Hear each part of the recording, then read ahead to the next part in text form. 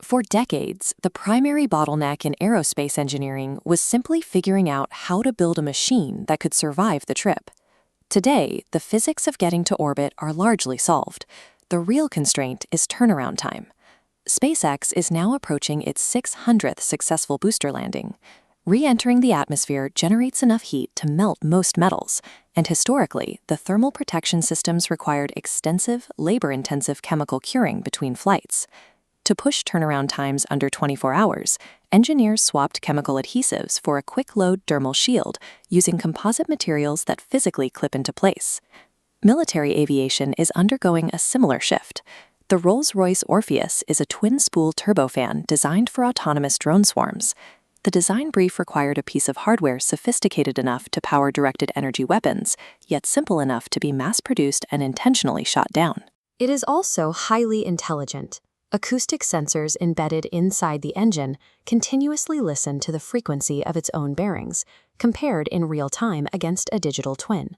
If it detects a microscopic shift from its baseline signature, the engine predicts its own mechanical failure before it happens, autonomously deciding whether to press on or return to base.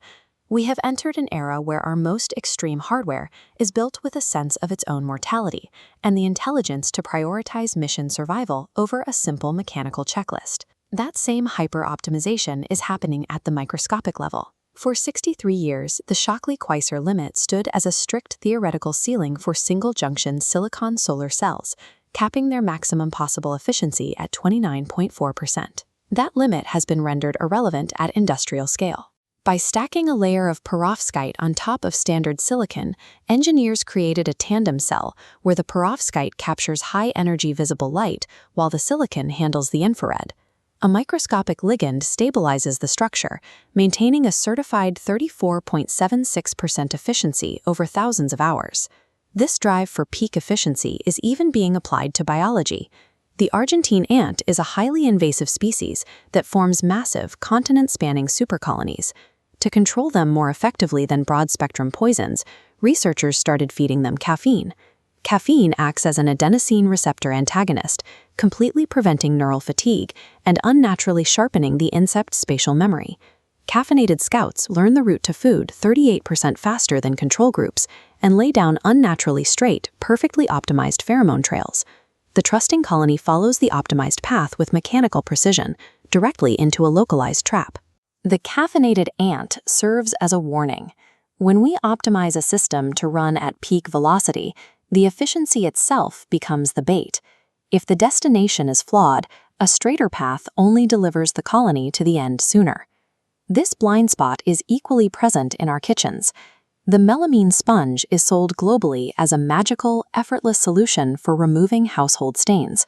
The mechanism has nothing to do with soap. The sponge is an open-cell melamine formaldehyde resin. Microscopically, its structure acts like fine sandpaper, shearing grime away through pure physical friction. But this friction also destroys the sponge.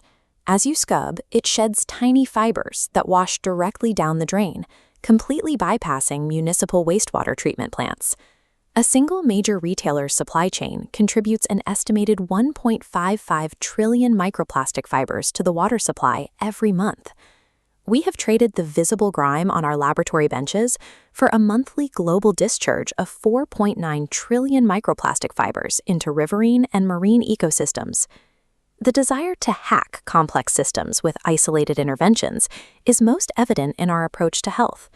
The National Cancer Institute recently published a 20-year longitudinal study tracking the daily multivitamin habits of nearly 400,000 healthy adults. After 2 decades of monitoring, the primary finding was absolute. Daily multivitamin consumption showed no reduction in mortality from cardiovascular disease, cancer, or any other cause. Data from the early years of follow-up actually showed a 4% higher risk of death for vitamin users. This is the sick user effect. It occurs because individuals often initiate a supplement routine reactively, using vitamins as a restorative intervention only after an undiagnosed illness has already begun to drive their health outcomes. These interventions fail because isolated synthetic nutrients simply do not replicate the rich biochemical matrix of whole foods. The body does not recognize the hack because it is looking for a complex network of enzymatic cofactors that the pill simply doesn't provide. These examples suggest a recurring limitation. While a mechanical fix like a thermal clip works on a rocket, applying that same quick fix logic to intricate biological or environmental systems often decouples the visible result from the actual outcome. We trade a clean countertop for a polluted ocean, and a daily pill for a false sense of security.